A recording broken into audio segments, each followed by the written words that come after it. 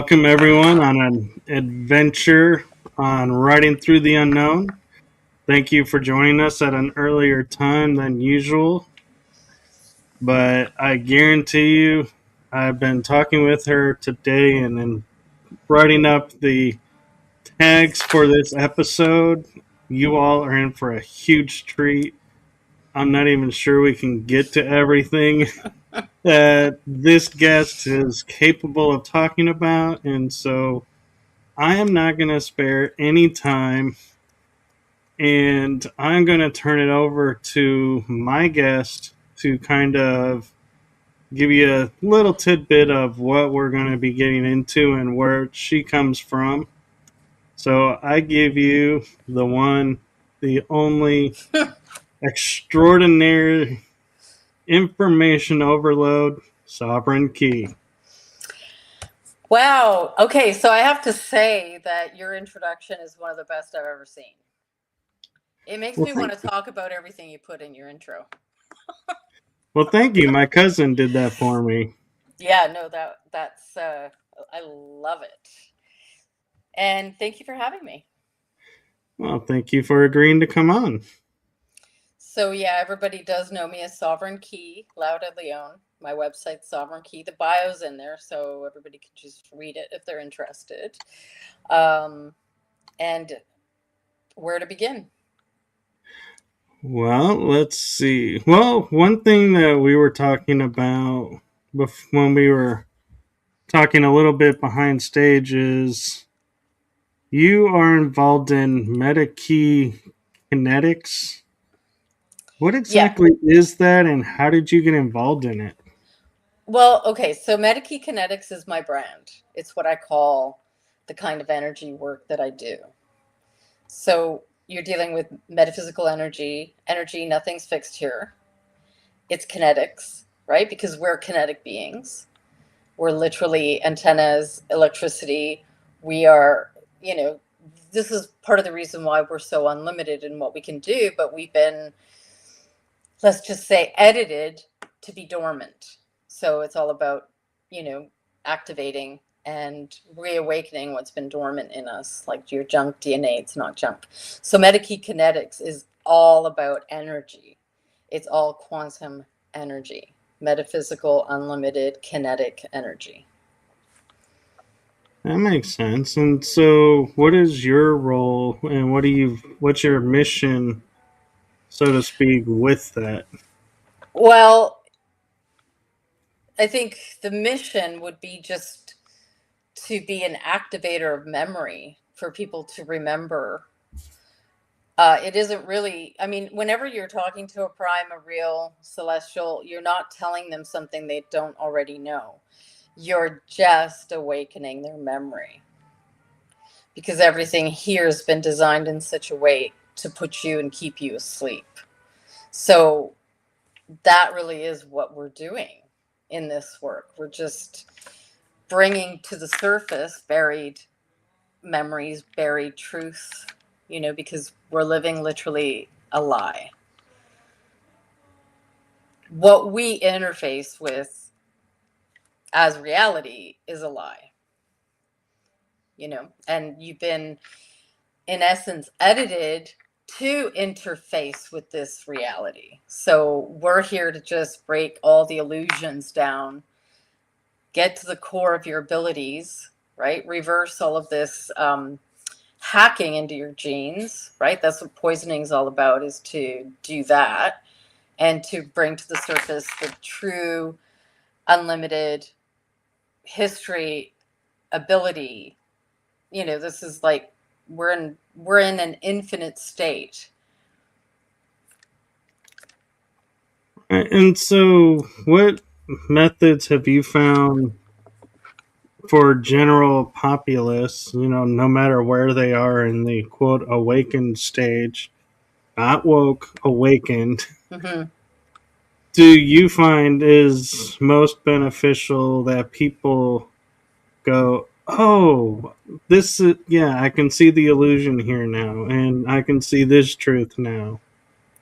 So everybody has a specific key a specific frequency that they are. You have to find what that is to be able to break down the illusion. It's not one recipe meets all. Okay.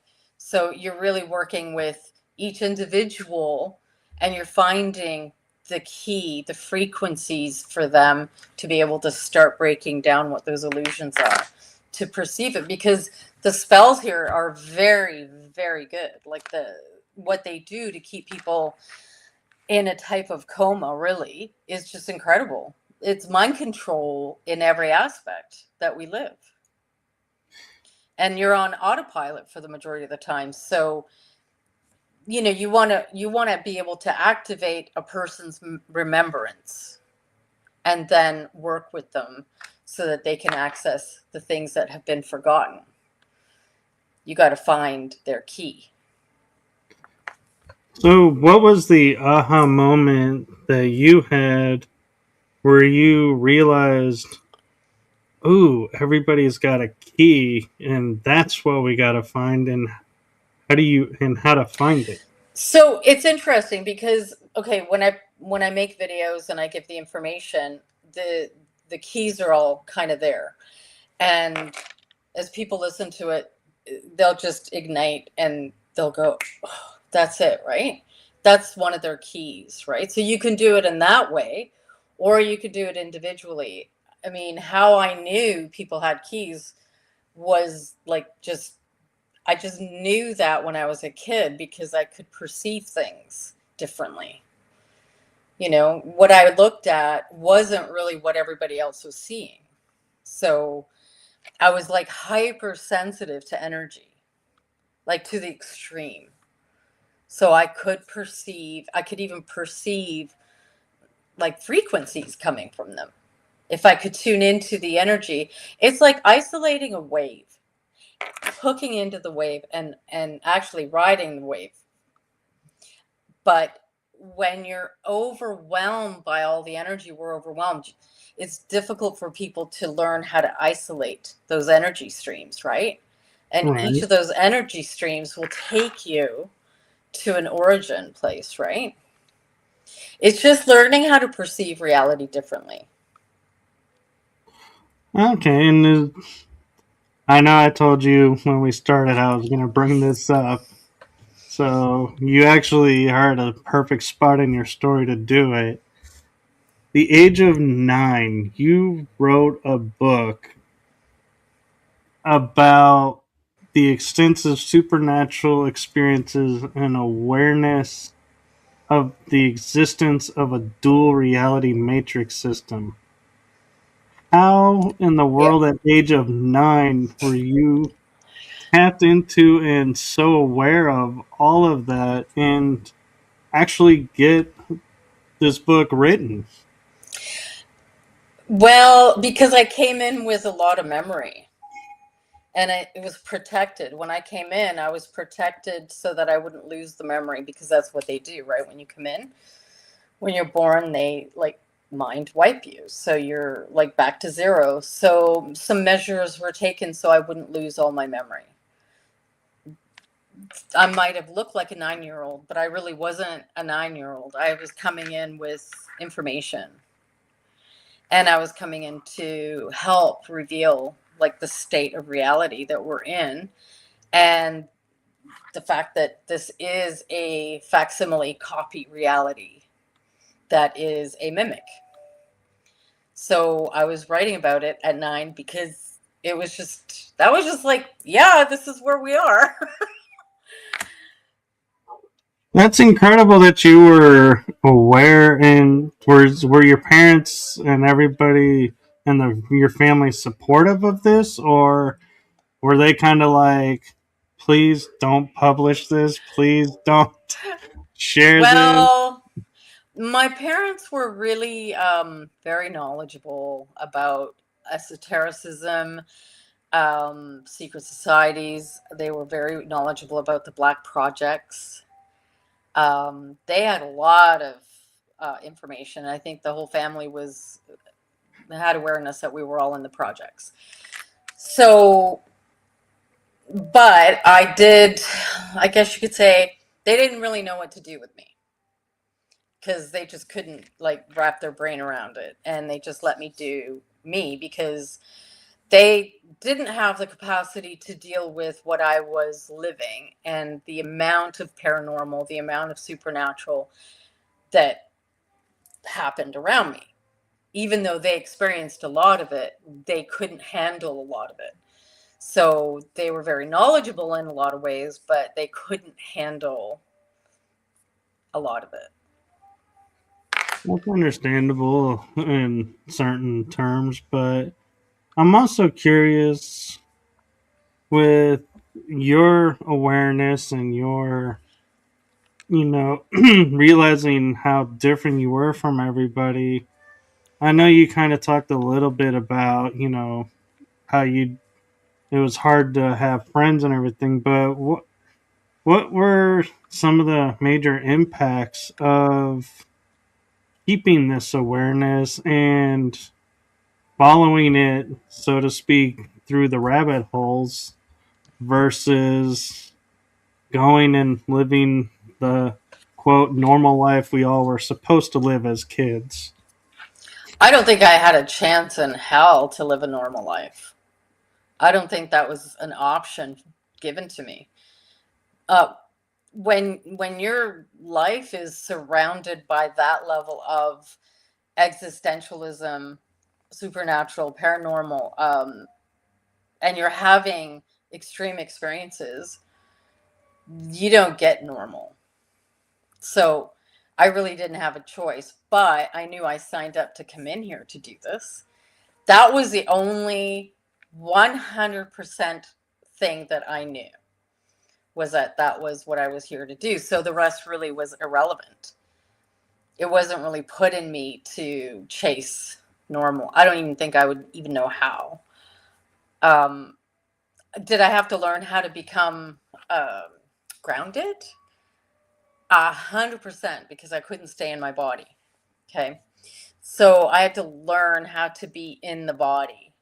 And then I had to learn like the basics of creating a life with, where you could pay your bills, you could live your life. You were not just suspended in this chaos. That was very challenging, but I did manage to do that, and then created a life for myself. But it wasn't ever going to be like, oh, they have a nice house with a white picket fence and they have the children and it was never going to be that. And so I'm curious, and I hope you don't take this the wrong way, because it could, the way I'm thinking, it could go two ways. Is what made you decide to put everything sort of at risk and come forward and speak out and do like podcast shows, sharing what you know and helping people and doing all this mission work? Was there a moment where you were sitting there and going, if I don't do this, um, they're just going to keep bugging me, so let's just do it? Or how did that unfold? Well, it was always going to be a part of the package, and I knew that, but I also knew it wasn't going to happen unless I became the living proof. Like, if I could bring this entire supernatural existence into a physical stability, if I could prove that I could bring all of those dimensional realities into a 3D reality where I could be secure, have a life, then I would be well, not really. It wasn't an initiation. It was more like the universe would open its door and put me out because I would be ready. And it was made clear to me, if I couldn't do that in the 3D reality, if I couldn't bring all of those pieces together to create that kind of stability in body, then I wouldn't be a good teacher for anybody, because the proof is in the pudding. And that was made clear. And they told me, you have until this time to do that. And it was very challenging, because I thought, well, what do you mean I have until that time? What happens if I don't get it right? What happens if I don't do it? So, well, luckily for me, did it, 1 year prior to the end date. And then it all opened up. So, but it's true, like they won't, when they set something like this up, you have to be the proof in the pudding for people if you're going to really bring this information out there. You can't be a hypocrite, or you can't be like saying one thing and then you're a totally different thing. And I got that, I understood that. So, but it wasn't really an option for me, because that was part of the deal of what I signed up for. And also, if I didn't do it, then no, I probably wouldn't have survived. Wow. And one of the things we were talking about a little bit before we got started too was you talk about creating timelines, densities, multi-dimensional realms of existence, and I'm just when I hear that, I'm thinking, wow, I've kind of done a little bit of that on the astral, Mm-hmm. but I've never actually created timelines. And so, what goes into creating timelines? Is it as simple as saying, hey, we're now going to be 2022, we're going to go do No, this, or no, no. Okay, so this goes back to nothing being fixed in reality. The illusion that we have a fixed physics that creates reality is an illusion. Okay, there's nothing fixed here. So when you get with that and you understand, okay, so nothing's fixed here, that means that you literally could brainwash your brain into believing something different and create that, because your brain doesn't know the difference between reality and what it believes. It really legitimately will manifest what it believes. That's why if people manifest a lot of negativity or sickness, they end up getting sick. Nothing is fixed in reality, but your brain, if it genuinely believes something, and this is where I say genuinely, it can't be like, I'm just going to pretend.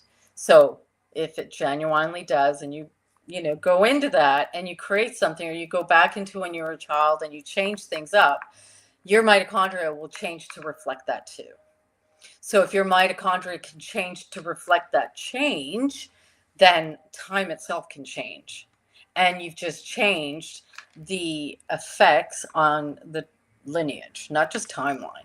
So we have that power and that capacity. But if you've been programmed to believe reality's fixed, then you're fixed in reality. You're not moving out of it. right? So that's kind of, how it begins. And it doesn't matter, like, brainwash yourself to believe something differently. Do whatever it takes to actually, truly, genuinely believe it. In the conscious, subconscious, and unconscious. The unconscious is what generally creates a lot of stuff here. And, people say, well, like, if I don't know what's in my unconscious or subconscious, then, like, how do I know what I'm creating? So you really got to be able to tap into what's in your subconscious and get to know that, and then program that, right? And the other thing is I don't know if you've ever walked through portals, but I've walked through portals, like legitimately walked through portals and ended up in other places. It's like that. When that happens to you, you're somewhere else. You're legitimately physically somewhere else. So it isn't a question of like, oh, well, is that just my imagination? And did I just like pretend to create that? No, you're somewhere else. It's physical. But just as much as you can walk through a portal and have that happen, you can change your reality. You can change your timeline. You can even learn to bilocate and things like that. It's interesting you mentioned that because I had an experience last year where I went into a forest, and my friend that Forests. my friend that runs the area unofficially, we dubbed it the haunted forest, or I called it the dimensional forest because as we're walking, I could see and feel dimensions changing and reality changing in this small little area. And where my question is at one point we walked in and he goes, "This is the mirror world of the forest." And I was like, "Okay."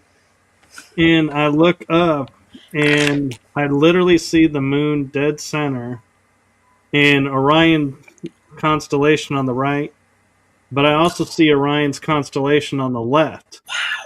And I'm like, is this a dimension where I'm seeing two, where there's two of everything? But then I started thinking as you were talking, could I have been in like a little, like what we would call a hallway between dimensions? And I was in that space between.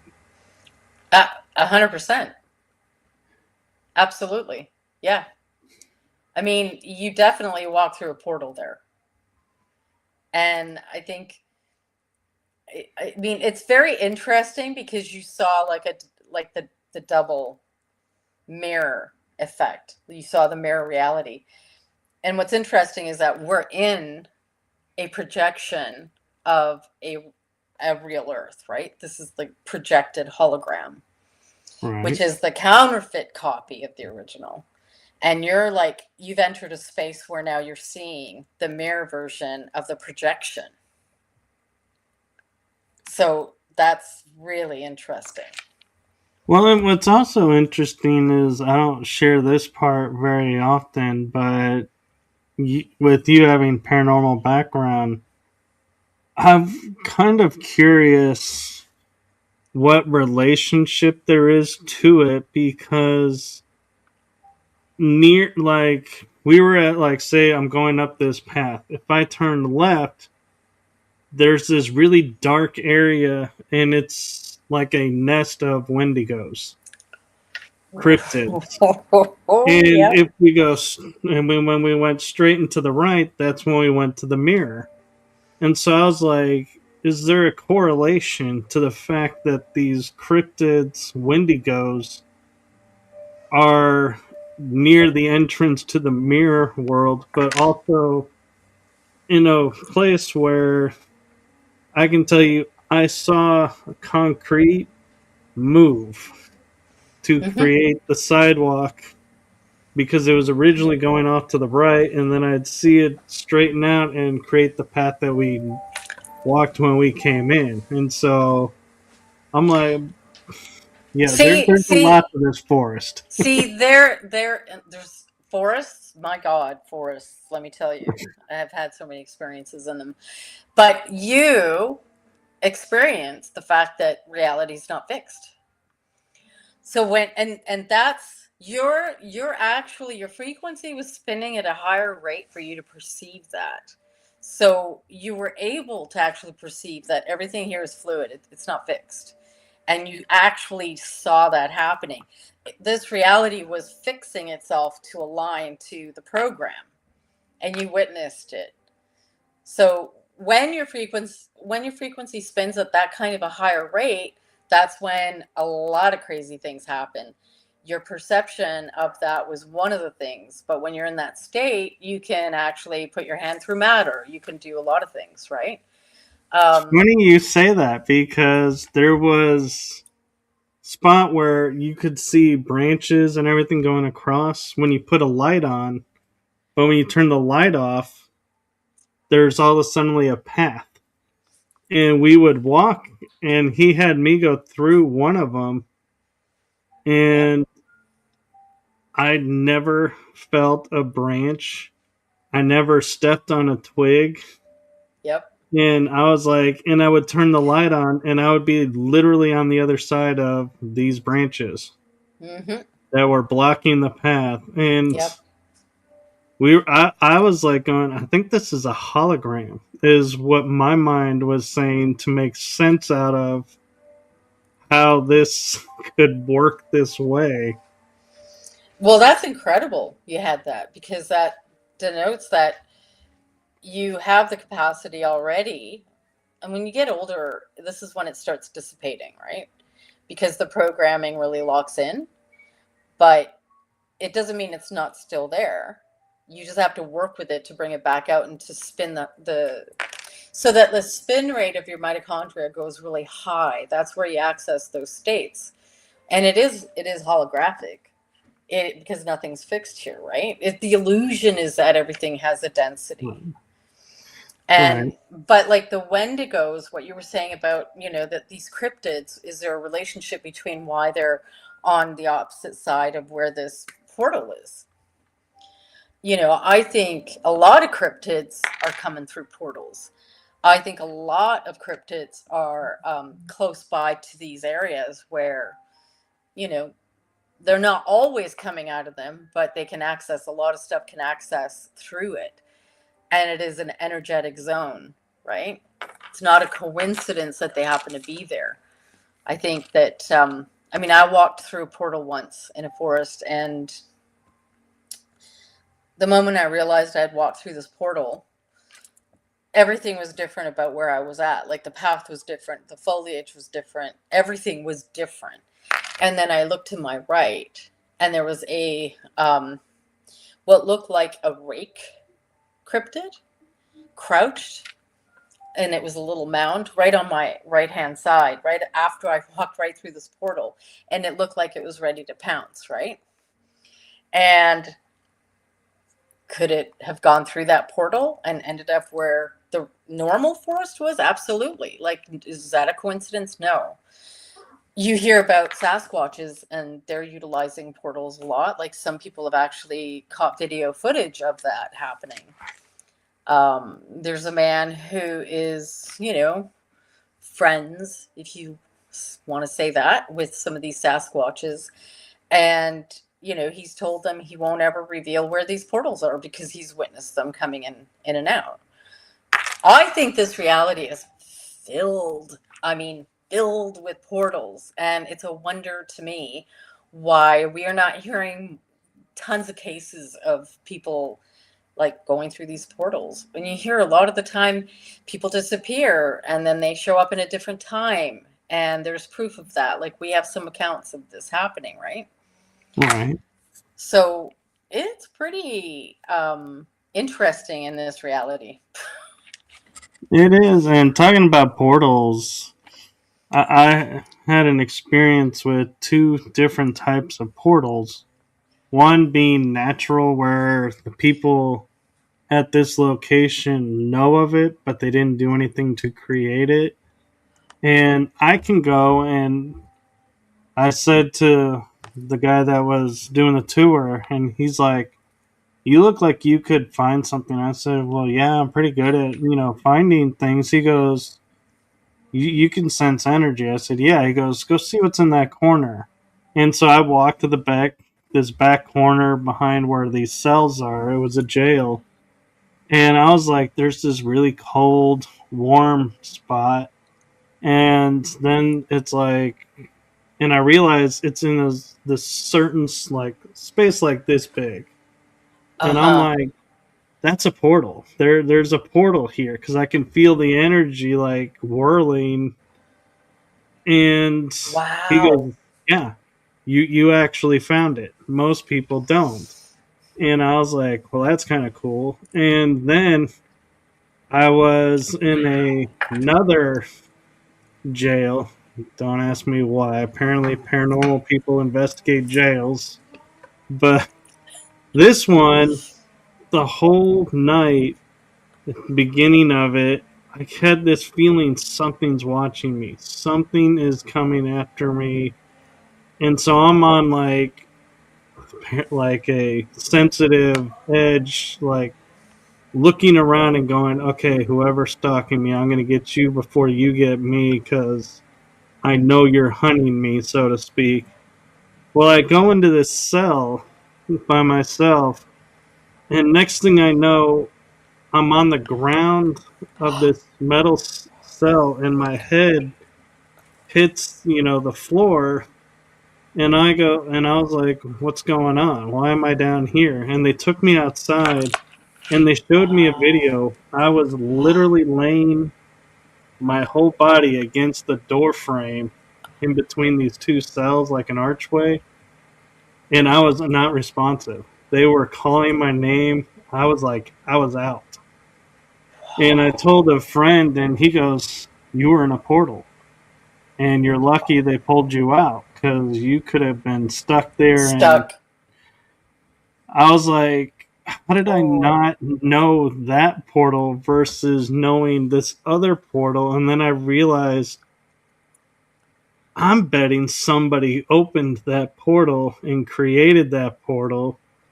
So I don't have the ability to sense man made portals. I can only sense natural portals. that makes sense. Wow. But That is. So you're an instrument, like you're, a detector. apparently, Hmm. I'm like a lot of things put into But one. that would mean that you would attract this stuff too, right? That it's attracted to you. Oh, yeah. It's like a subliminal, message.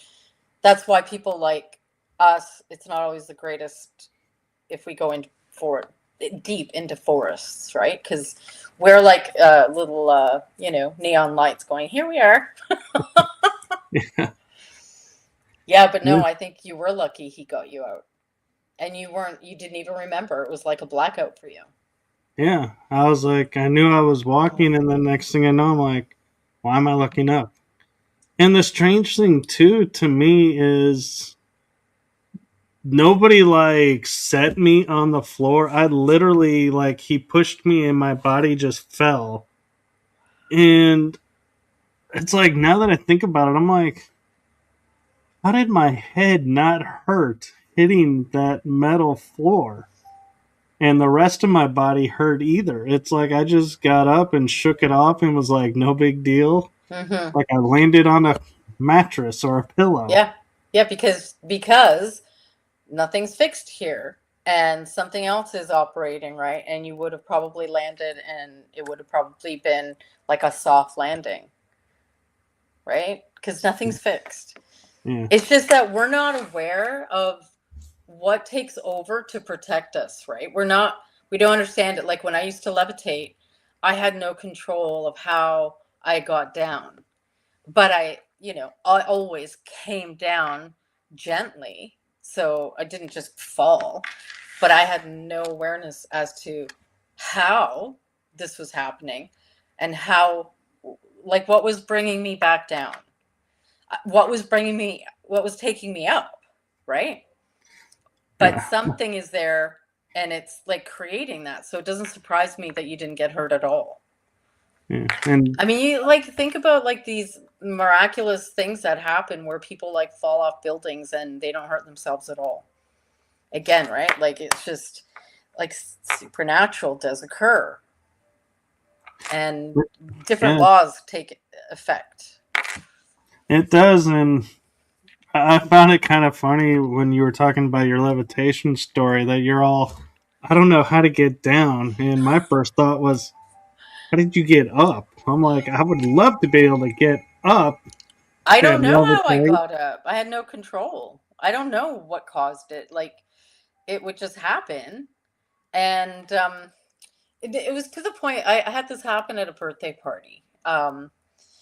And I was, 12 or something, 11, 12. And I was at a birthday party and suddenly started levitating. And I'm on the ceiling of their house, right? All the kids are screaming, freaking out, running, and just like crying.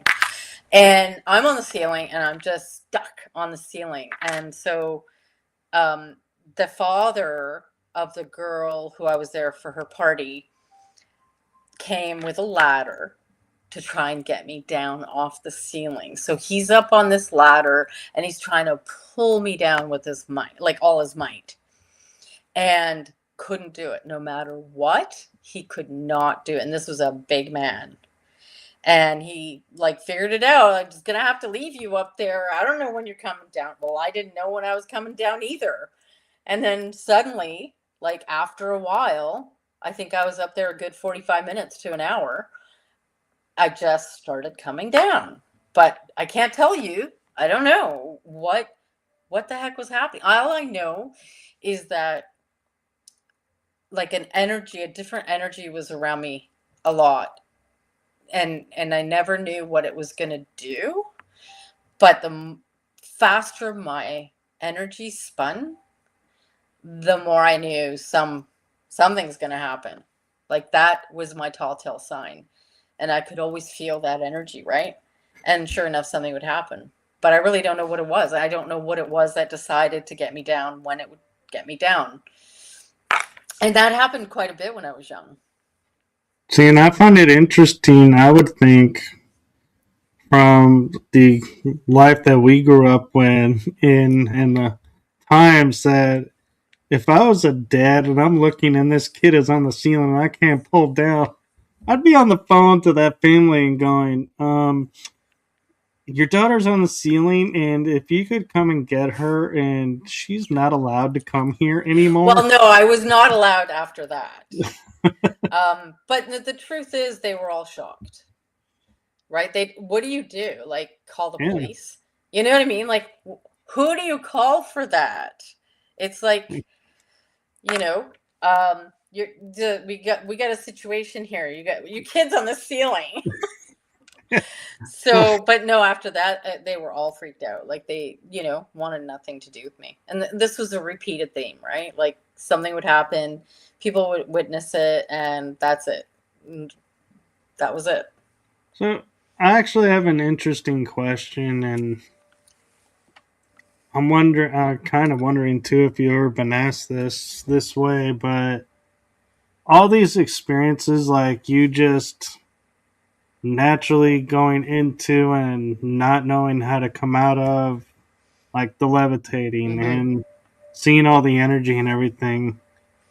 Do you think this was done this way so that you would be prepared for your mission later in life? That all of this was done to teach you to not need to know how, that it just does or Hmm. just is? Well, I mean, it's interesting. It's a good question because if I didn't experience everything I experienced, I wouldn't really understand the nature of reality. I wouldn't understand that nothing's fixed here. And it was almost like if I didn't experience that, then a lot of what I know, I wouldn't know. So I think there was an allowance for that to happen to give me like that was my school, like my quantum metaphysical school of, hey, this is actually, you know, the reality that is here. It's not a fixed 3D reality. It's a super dimensional reality and it's fluid. And anything can happen at any time, just like walking through a portal. And what is holding it all together? Because that was the other question I would ask, right? Well, what is holding this reality together so we are not all like levitating endlessly through the sky or falling through the earth, right? Through the holographic field. What is the energy that holds it all together and gives us all like a fixed sense of reality? So those were all a part of it. But yeah, I do think that it was an allowance to give me the schooling I needed. And on a deeper level, I've learned recently like certain events we contracted to have Mhm. happen. Do you feel like these were contracted at this time and this place for this experience outcome? Do you think it was all pre-set, sort of? I think parts were, um, but I think some of us are anomalies. We're like we're like a virus in the computer system, and in that way we're like anomalies. We're energetic anomalies that don't really make sense with the physics around us. So when that happens, I think that there are anomalous events that maybe we're not predestined, that you're like contributing to because what operates around you are different laws. So I think it's a mix. Yeah, that makes sense. And, I was thinking of the Matrix, the movies, and the programming that they keep talking about. We're breaking free of the program. And the conversation in Neo with the architect, where the architect is, you're the anomaly. You're the one who's going to cause all of this to restart and everything. And that's the one. And Right. I started thinking about it, and I was like, well, wait a minute.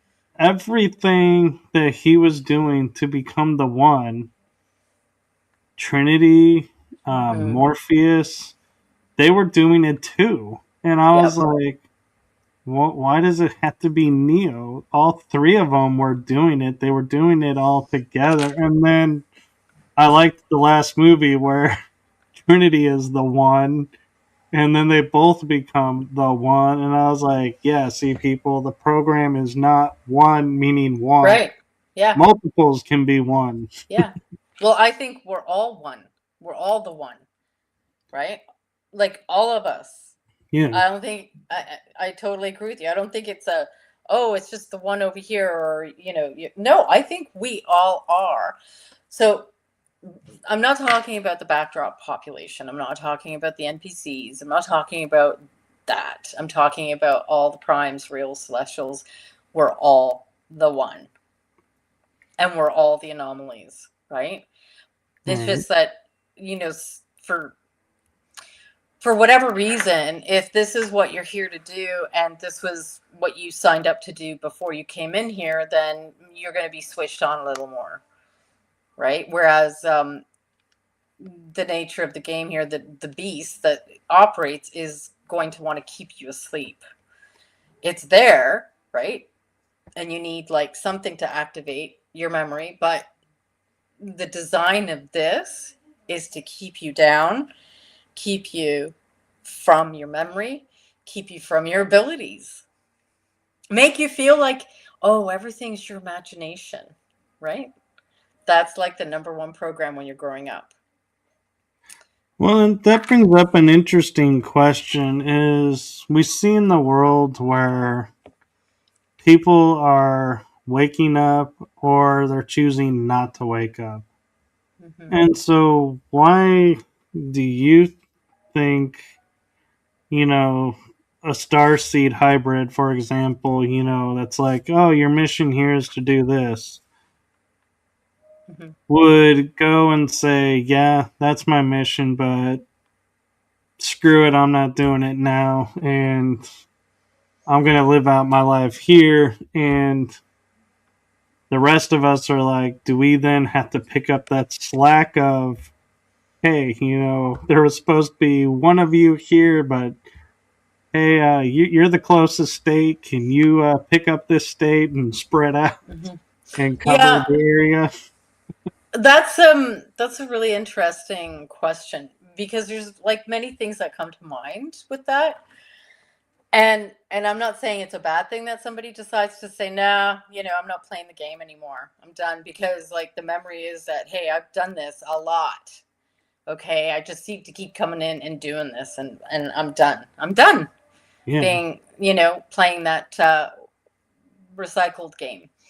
So, to me, there's a lot of people that get switched on to the reality of what's been going on here for millions of years and say, nope, I'm not doing it anymore. So I'm just going to do my own thing, create my own sphere, my own reality, and I'm out. I don't necessarily think that's bad. I don't think that they're saying they want to be asleep. I just think they're like, I'm not playing this existential, rat race anymore. This like gerbil, thing that keeps going round and round. So are those people choosing to be asleep? No, I don't think they're choosing to be asleep. I think they just aren't playing the game anymore. Some of us just, I mean, okay, I've signed up for this, I clocked in.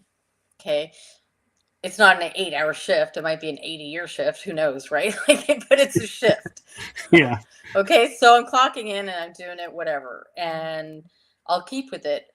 Could I go existential and say, nah? Sure, I could, and you wouldn't be wrong for doing it. But my spirit says, like, I can't go existential and opt out, so I just got to do it because that's what feels right to me. But, what feels right to somebody else may still be right. I don't think it's going to diminish the collapse of this simulacrum because a few of us say we're not playing this existential game. I think it's going down. We don't need a lot of us to do this, for it to go down. It's coming down. So it's all okay, really. Like it, and maybe for them, they needed to go existential because they were very well aware that they've been in this rat race for millions of years.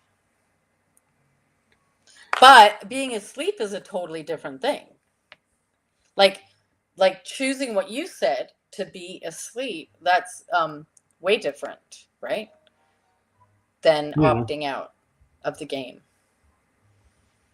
And how many really choose to go back to sleep? I don't know of any that choose to go back to sleep once they've started waking up. I mean, I know a lot Oh, of people who are asleep and they've been asleep and they stay asleep. yeah. I almost feel like once you start waking up, I agree with a lot of people that say once you start the process waking up, you can't go back. And that's like, Exactly. and the number one reason is you can't unlearn what you've learned. And it's like, Yep. yeah, if I know I can walk through walls and I decide I'm not going to live in that reality anymore, it's like you're inevitably going to find yourself walking through walls Yep. Yeah, I agree. and because you can't not, because you Yeah. know you can. Yeah. And that is like, you know, you chose to start waking up and you can't reverse that because there's something that happens when you start waking up, and it's a quantum effect. And that quantum effect means that veils are coming down, so you are no longer subject to being put back into slumber. Like, you can't. Those veils are coming down, and you're seeing through the illusions because those. It's like that drug doesn't work on you anymore, so you're not going to be put to sleep. And I'm curious your thoughts of with the veils getting thinner, the people in like the projects as you Mm-hmm. call them, that are waking up and starting to realize. The one thing that I've noticed in talking to them all is there's two factions. There's the faction that says I've woken up and I've broken free, or I've woken up but there is no freedom. You're always in. Mm-hmm. What is your opinion? Can you break free and be uh, Okay. rid of If it, or no? um okay, I'm only going to speak to like my perception, but Right. once you start waking up, your process of awakening doesn't mean you're free. Okay, you're like in a designed simulacrum reality that is by design meant to keep you asleep and to keep you down and to keep you in. And do I think you can get out? Oh, 100%. And do I think we are getting out? 100%. But does that mean that you're free suddenly because you woke up? No, it's a process. It's a process of unlocking because every step of the way that you're in this reality, as long as you're in here, you're coming up against the simulacrum whose design is to keep you asleep and keep you in a reality of lies. So your reality is countering it constantly and its lies every day. And that's a part of that awakening. Like, you have to be in that awakening state through the whole thing until you exit. Then you can exit. So when you say exit, you're not meaning checking out and transitioning to another I mean, existence. getting out of here. I mean, like, checking out of this reality. Oh, okay. Like, you're finished. With the recycled factory, you're finished with allowing them to recycle you. You're not going to allow them to recycle you anymore. They're not going to use karma on you anymore because it doesn't work. Karma doesn't work when you don't remember anything. So you're not going to allow it anymore. So when you exit out of here with as much consciousness as you had when you were in here, right? And you're in here in that waking state, constantly fighting against the illusions to keep you asleep, then yes, you can leave, because nothing they try in the factory is going to work. It's not going to work. They can't keep you. So in this way, right? If the force that rules this counterfeit mimic reality can't have access to our prime energy, it can't survive. And that's the whole point of why they created this reality to be what it is, right? So if all of us know this and we live in a very conscious way every day, literally crashing the mirrors of illusions in every aspect around us, and you leave and exit here, whatever, that's through the death gate, that's through the death gate, whatever, it's just a gate, right? Then you're going to exit, because all their games are not going to work in their little factory of recycling. I also wonder, though, if, like, say, theoretically, I reach a point in my existence and I'm like, and where I'm aware of, like, super aware, of, like, everything around, and have them, and they walk in to do their thing, and I'm like, yeah, I know you're going to do this, and no, it's not going to have this effect, and no, it's not going to work, and no, neither is it, and start to tell them nothing that they do is going to work. Would they just stop Yep. and go, well, then we're writing you off, and Mm-hmm. or Yep. would they be like, nope, we're going to keep trying, and we're going to find that little niche Well, he's okay. not aware of? They're going to try to find that niche, right? That's why people's experiences when they die are very curtailed to their psyche and what they magnetize to.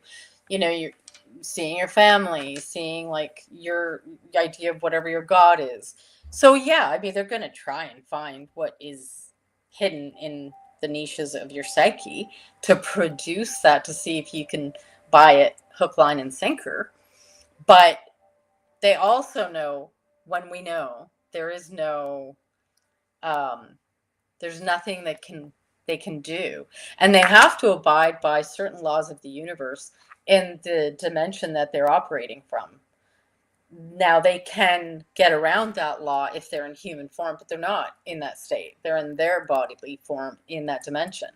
So they do have to abide by certain universal laws. And if we genuinely say no, we're not doing this anymore, and this is not going to work, and so stop it already, then they have to let you go.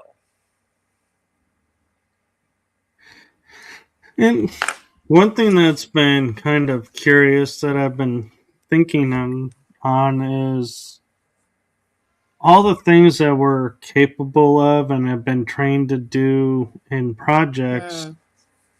with altars and everything. If we stand up and say, hey, I'm not in this anymore, do those altars start to expire and are no longer usable? Or do we assimilate all of that information back into ourselves and therefore they can't use the altars? Well, I think, okay, so this reality is based on contracts of agreement, right? Right. Everything. That's why everything is an agreement when you die, like over there. And they're trying to get you to say yes. It's all, but the same with the projects. Ultimately, they have to create an altar that says yes, right? Because they can't work with you when it's a no, because everything in you will stop whatever they're trying to do, and you will use your abilities against them. Okay, I know I have. Um, so, but I think, when you talk about altars and you talk about what's hidden, like altars that are hidden that you don't know about. So as far as you know, they're like, hey, I love doing this. I'm going to keep doing it. You have to try and bring the altars to the surface.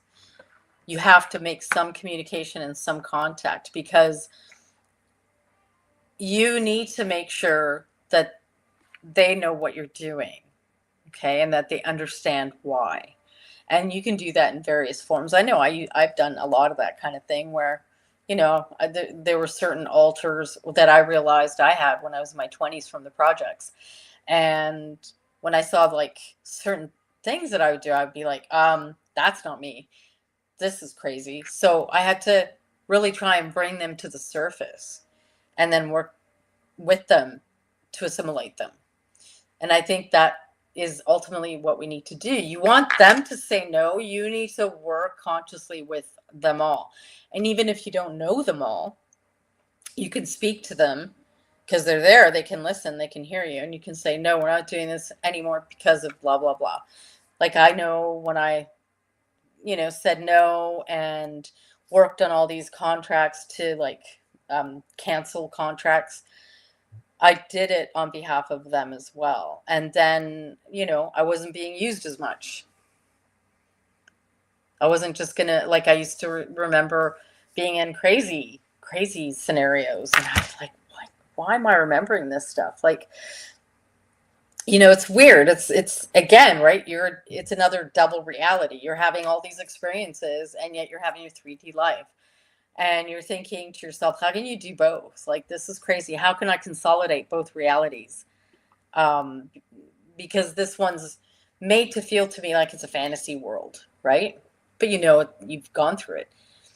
It's no different than when you wake up with marks on your body, okay? Or if you wake up and you've got a hand mark on your body and you're like, where did that come from? I got a big, big, huge hand mark, a print, which has happened to me, and that's real. You just don't have 3D recall of what happened. But you were somewhere, someone put their hand on you, and it's real and it's physical. But I do think you can say no. And I know that the more work I did around that, the less experiences I was having about the projects. Does that mean that they stop watching you and studying you? Oh no, I think they always do. I don't think there's an end date to that. Like, okay, Michael, you don't want to be in the projects anymore, and you've got a hold of your altars, and we're having trouble with them, so you're not operational right now, but we're going to watch you. We're going to watch your DNA. We're going to watch what happens to you and study you. And maybe we might go in and abduct you still here and there and see what's going on with you. Sure, because that's what they do, right? But Right. you may not be as active. And I had a thought, and that's like kind of got like sucked out of my brain. I'm like, wait, no, bring it back. And oh Is it man, about studying you? no, it was about the altars, I think, and might have been studying. But I love when that happens. I'll just blank, and then I'll be like, it'll come back later. I'm like, thanks, I don't need it now. But when we talk about these altars, and we talk about free will, I kind of wonder, and no, this isn't the question coming to me, but I'm going to ask a different question, and that is, since we have free will in us, and they're copying us to create these altars, Mm-hmm. does the free will get copied in? And if an altar says, you know what, you went out, that's great, I don't, so I'm going to continue to operate here, and is that allowed? Or Well, okay, so how I did it is that I take charge because I'm the sovereign being and I'm the one driving this vehicle. So I'm in charge of them all. And I'm claiming that authority. And that's the authority I stand in. So that's how I did it. and it, worked. I mean, I used to be in a lot of missions, and it was constant. I was constantly having memories and things, and really, when I took that authority on, it was it wasn't like, oh, I'm in my third. It wasn't like, it was like, no, you don't have a choice. Boom, right? Then it changed it. Okay, but my question to you is, free will is a funny thing in this simulacrum reality. Okay, I mean, do we have free will in this simulacrum reality, or do we have to operate and access like our real spirit body, our real body outside of this all, and bring that through here, because we really don't have a lot of free will here, so we have to override it in some way outside of this matrix? Well, I used to think we had a lot more free will, but then I was introduced to the concept of soul contracts that were made before we were born and Mm-hmm. don't have any knowledge of. And so I'm like, now I go, well, how much of what we're experiencing is free will versus fulfilling contracts? And Mm-hmm. so therefore, I don't know, I don't know if we have free will anymore or if we ever had free will because We're not in the the right reality. unknown number of soul contracts, every second of our life could be one contract to another contract to another contract. And we're sitting there thinking, oh, I'm freely learning this. And you find out, nope, that Nope. was prearranged and that was prearranged and that was but prearranged. but what about, so up the ante, okay, because it's not just soul contracts. You're inside, okay, a counterfeit holographic matrix reality that is a facsimile copy of the original. You are not in the original. You are in the facsimile copy. And the energy, or the logi that runs this all, the machine god that runs this all, has created this reality to keep us in here. So up the ante with, like, not just contracts. Maybe there is no free will here because of the logi that runs this, because of the, whatever you want to call it, demiurgic force, the aeon, whatever it is that runs this holographic reality that is designed to be a, prison farm, that it's really not going to allow you to have free will. Right. And So, I just thought of another question. And another theory is, you know, they look at people who are gifted in starseed or tapped into other things. And so I wonder, being like hybrid starseed, mm-hmm, mm-hmm, and then they split you and create alters. Is that starseed part of you then copied as well and utilized, or is that uniquely accessible only to you because you have, like you point out, the key to mm-hmm. activate it? So they're only really getting part of us, not the whole of us. Oh yeah, I think they copy, but I don't think they can get the whole of us. Like you said, I think they can copy, but the copies they make are not like the full spectrum. And that's why there's a lot of issues with the copies, right? And also, just to back up, do I believe that we can access our true free will that's outside of the matrix? Yes, this is what I'm saying. We got to go outside of this all and really connect to our true being outside this all. But in terms of the copies, I don't know. I don't think they can actually truly copy the prime template. I think it's impossible. I think they are trying to figure that out. I don't think they've been successful. I think they partially can copy, but it is kind of full of bugs, if you will. Like, you know. Yeah. The reason I ask that is I've often wondered on missions, when we're going against factions and those factions have a copy of you. Mm-hmm. If you were to ever go face to face with yourself, are you going face to face with your true self, or are you only going face to face with? Oh, Michael? I think I've lost you. You froze. Okay, I don't. I'll just answer the question. I know you're frozen, but hopefully you'll come back online. Um, I don't think you're coming face to face with the real you. I think it's a copy, but the copy's going to want to convince you that it's real. So I think you're going to have a face off. There we go. There we go. My So, internet just suddenly just decided to quit. and when you were frozen, I was like, okay, well, I'll answer the question anyway. So while we wait for you to come back online, I don't think you're having a face off with the real you. Okay, in that situation, I think you're having a face off with the copy, who is programmed to believe everything is like original. So they're going to believe that they're original, but I don't think it is, and I don't think you're going to come up against another you. I think it's just a copy.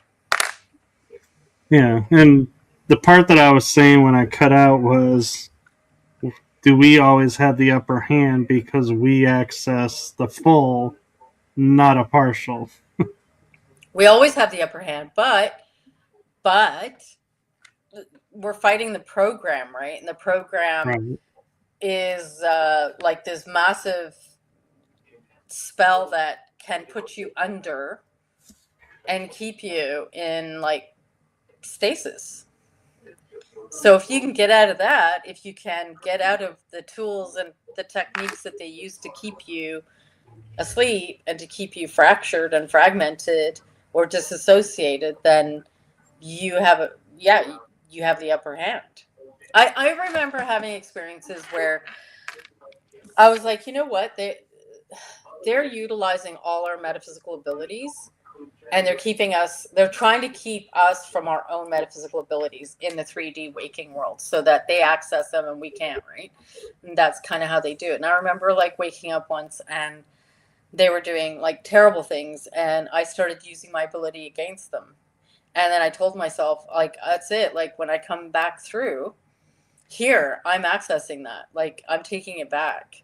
So, you got to know that they use your abilities, but don't want you accessing them. But yeah, Yeah. you have the upper hand. Well, some of them I think it's probably better that we don't have here, like Yeah. psionics, because could you imagine Mm, having psionics and you're like, you get emotional and you're like, why? And you yeah. flash, and you're like, oops, didn't mean to wipe you out of Yeah. existence. Sorry, my Well, bad. and if you're witnessed having these things, right, they'll just pick you up and take you underground. That's the other thing. Like, if you're too obvious above ground with these abilities, they will come and take you. Yeah. And I'm kind of last question because I know we're getting close to the time. And this is more, I'm just curious your thoughts on. I'm not looking for a definitive answer, but I know the ETs or Starbeams, some of them have SSP projects. We have SSP projects here. Then I start to look at Inner Earth and I'm like, does Inner Earth have SSP projects? And do all three of these projects kind of work in tandem, or are all three like really factions and we're in a triad out there and everybody's doing their own thing? I think that they were definitely working with us over time, and they were doing that for a long time. And I think there was a breaking point where things were getting kind of out of control, and they stopped. Um, so I think up until that point, they were definitely in alliance and working they had their projects and they had their people coming in, and some of us were going in there too. Um, I know that the doors shut down for a while because we were heading into very dangerous territory with our decisions, and they told me, like, we're closing, we're sealing the door, like, giving you all the warnings you need, um, and we're gonna wait until a set period of time to see what you do, right?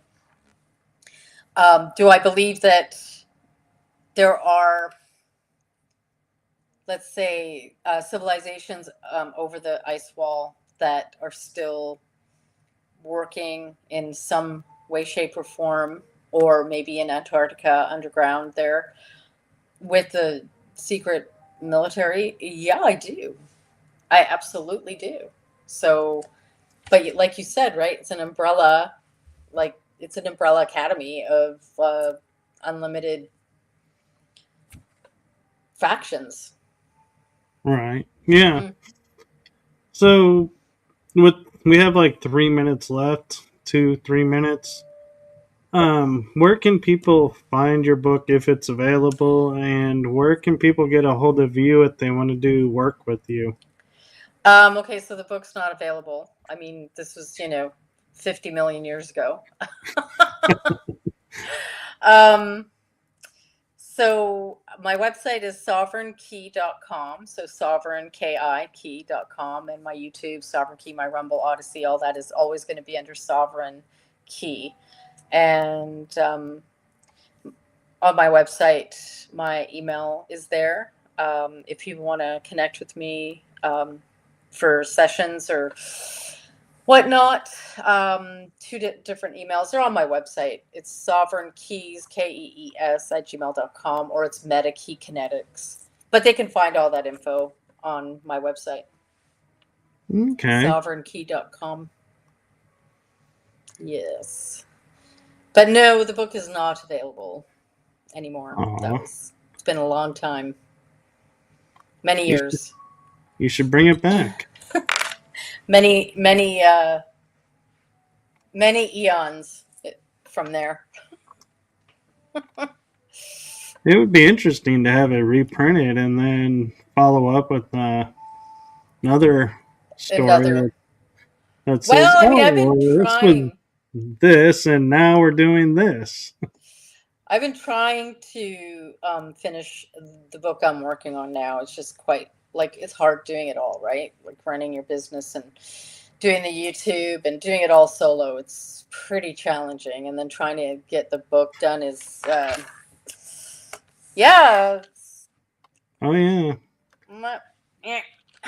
So But I went ahead and put your website and your Odyssey down great. here, and other as avenues are available in the bio. So, Yeah, it's all there. well, thank you, and I'm just curious before we go if there's anything you want to share with the audience. Um, no, I just thank you for having me on, and thank you for everybody being here. It's been a real pleasure. I'd love to hear more of your encounters. That would be really cool, actually. Well, we'll have to do that on episode 2 or 3. Sounds good. Well, so thank you for coming on and trusting in our mutual friend and Yeah. in me to come on. And yes, I do hope you come back and that we do have more episodes. And I'm hopeful that the future is going to be one that is our choosing individually and not under the mass. Because I feel like we're kind of outvoted by the NPCs. Yeah. It's true. It's true.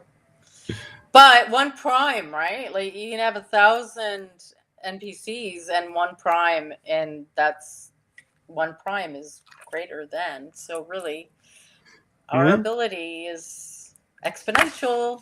Got to remember that. So do the math, everybody, and if you're a prime, please often, if you wouldn't mind. But choice is yours, and I respect that. And I even said in one of my books, it's like, you can choose to do shadow work or you can choose not to. The choice is yours. There is no right and wrong answer. Yeah, true. It's true. Well, I actually have a message for you, and that is from my heart and the heart of my show to you. Thank you for what you're Oh. doing for humanity. It's seen, heard, and felt so appreciated. So thank you. Aww. That's so nice. Thank you. It's beautiful. That's, it's the moments like that that you go, okay, it's worth it. Yay, like onward for another day. Well, I'm glad I could do that for you. Yeah. Yeah.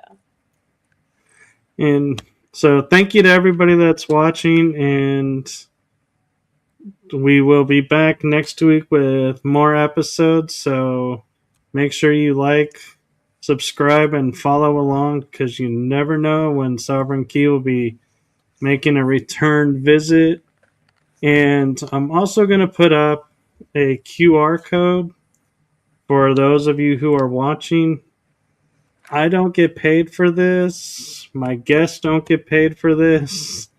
And so if you would like to see shows like these to continue, please not only like and comment on the videos, but feel free to scan the QR code, and any donation is super appreciated and will go 100% into keeping the shows going.